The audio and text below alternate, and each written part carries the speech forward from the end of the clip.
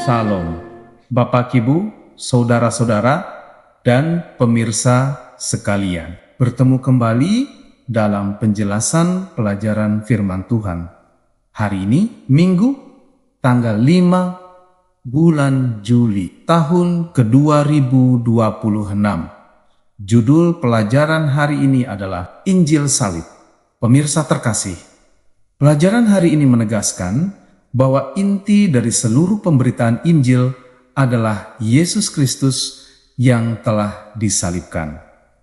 Karena melalui salib, Allah menyatakan kuasanya untuk menyelamatkan manusia dari dosa. Paulus dengan tegas mengatakan bahwa ia tidak ingin memberitakan sesuatu yang lebih menarik atau lebih mengesankan daripada salib. Sebab di sanalah kasih dan keselamatan Allah dinyatakan secara sempurna. Pemirsa, bagi orang yang tidak percaya, berita tentang seorang juru selamat yang mati di kayu salib tampak sebagai sesuatu yang tidak masuk akal. Bahkan dianggap sebagai kebodohan yang tidak layak dipercaya. Namun, bagi mereka yang menerima Kristus dengan iman, salib justru menjadi bukti terbesar bahwa Allah sanggup mengubah manusia berdosa menjadi ciptaan yang baru melalui kasih karunia-Nya. Oleh karena itu pemirsa, pusat iman Kristen bukanlah ajaran moral semata, bukan pula mukjizat atau filsafat, melainkan pengorbanan Yesus di atas kayu salib yang membawa keselamatan bagi seluruh umat manusia. Bapa Ibu kekasih, dalam kitab 1 Korintus 1 ayat 17-31, Paulus menjelaskan adanya pertentangan yang sangat jelas antara hikmat manusia dan hikmat Allah, karena keduanya memiliki dasar pemikiran yang berbeda. Hikmat manusia cenderung mengandalkan kecerdasan, kemampuan berbicara, logika, dan kebijaksanaan dunia, sedangkan hikmat Allah dinyatakan melalui salib yang tampaknya lemah tetapi sebenarnya penuh kuasa. Bapa Ibu, salib memperlihatkan sisi paling buruk dari manusia, yaitu dosa, kesombongan, penolakan terhadap Allah, dan tindakan menyalibkan anaknya yang tidak berdosa. Pada saat yang sama, salib juga memperlihatkan sisi paling mulia dari Allah, yaitu kasih yang tanpa batas, keadilan yang sempurna, pengampunan yang penuh, dan kesediaan untuk mengorbankan anaknya demi menyelamatkan manusia. Dengan demikian Bapak Ibu, salib menjadi tempat pertemuan antara dosa manusia dan kasih Allah, sehingga tidak ada seorang pun yang dapat menyombongkan diri atas keselamatannya, karena semuanya merupakan anugerah dari Tuhan. Saudara sekalian, Paulus juga menjelaskan bahwa tugas utama yang dipercayakan kepadanya adalah memberitakan Injil, bukan sekadar membaptis orang. Karena iman kepada Kristus harus lebih dahulu lahir sebelum seseorang menerima baptisan. Pernyataan ini sama sekali tidak merendahkan pentingnya baptisan, sebab baptisan tetap merupakan tanda lahiriah dari iman dan ketaatan kepada Kristus yang harus dijalankan oleh setiap orang percaya. Saudara, masalah yang sedang dihadapi jemaat Korintus adalah mereka lebih sibuk memperdebatkan siapa yang membaptis mereka daripada mengingat kepada Kristus yang menjadi pusat keselamatan mereka. Akibatnya, perhatian mereka bergeser dari Tuhan kepada manusia, sehingga timbul perpecahan, persaingan, dan sikap saling meninggikan kelompok masing-masing.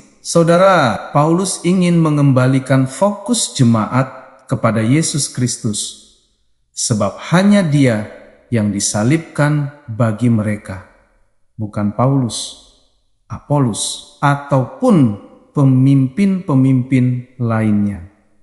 Pemirsa sekalian, Paulus menjelaskan bahwa ia tidak mengandalkan hikmat perkataan, yaitu kemampuan berbicara yang penuh retorika dan dirancang untuk mengagumkan para pendengar, karena hal itu dapat mengaburkan makna salib. Pada masa Yunani dan Romawi, orang sangat menghargai pidato yang indah, argumentasi yang rumit, dan filsafat yang mendalam, sehingga keberhasilan sering diukur dari kepandaian berbicara, bukan dari kebenaran yang disampaikan. Para pemirsa, Paulus memahami bahwa jika perhatian orang hanya tertuju pada kepandaian pengkhotbah, maka kuasa salib akan tertutupi oleh kekaguman kepada manusia. Oleh sebab itu, pemirsa, Paulus sengaja menyampaikan Injil dengan sederhana, jelas, dan berpusat pada Kristus, agar setiap orang yang percaya menyadari bahwa perubahan hidup mereka berasal dari kuasa Allah, bukan dari kemampuan seorang pembicara.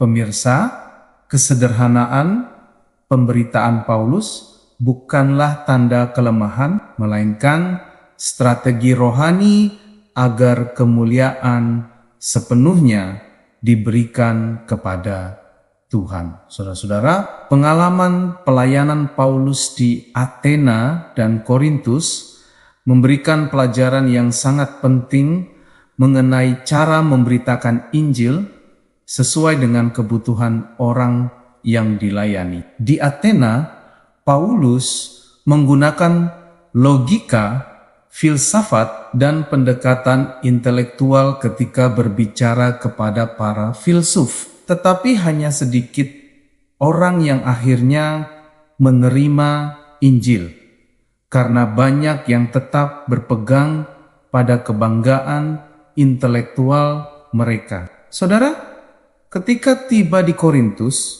Paulus mengambil pendekatan yang berbeda dengan memusatkan seluruh pemberitaannya kepada Yesus Kristus yang disalibkan, tanpa memperumitnya dengan perdebatan filsafat yang panjang. Hasilnya jauh lebih besar, karena Roh Kudus bekerja melalui kesederhanaan berita salib untuk menjamah hati orang-orang yang mau percaya. Saudara, hal ini menunjukkan bahwa kuasa yang mengubah kehidupan tidak terletak pada kecanggihan argumentasi manusia, melainkan pada pekerjaan Allah melalui Injil yang diberitakan dengan setia. Bapak Ibu terkasih, meskipun demikian, pelajaran ini tidak berarti bahwa logika, ilmu pengetahuan, dan filsafat tidak memiliki tempat dalam pemberitaan Injil, sebab semuanya dapat menjadi sarana yang berguna apabila digunakan secara benar dan tetap tunduk kepada firman Tuhan. Pengetahuan dan kemampuan berpikir dapat membantu menjawab pertanyaan, menghilangkan kesalahpahaman, serta membuka jalan bagi seseorang untuk memahami kebenaran Alkitab dengan lebih baik. Akan tetapi, Bapak, semua itu tidak boleh menggantikan atau menjadi lebih utama daripada berita tentang Yesus Kristus yang mati dan bangkit sebagai juru selamat dunia. Tidak seorang pun diselamatkan karena kecerdasan, kemampuan berpikir, atau keluasan pengetahuannya, melainkan karena percaya kepada Kristus yang telah mengorbankan dirinya di kayu salib. Oleh sebab itu, Bapak Ibu, setiap orang percaya dipanggil untuk menjadikan salib sebagai pusat kehidupan, pusat pelayanan, dan pusat pemberitaan Injil, sehingga setiap kemuliaan hanya diberikan kepada Allah yang telah menyatakan kuasa dan kasih-Nya melalui Yesus Kristus. Para pemirsa yang diberkati Tuhan, demikian penjelasan pelajaran firman Tuhan untuk hari ini. Sampai bertemu pada pelajaran yang berikutnya. Tuhan memberkati kita semua.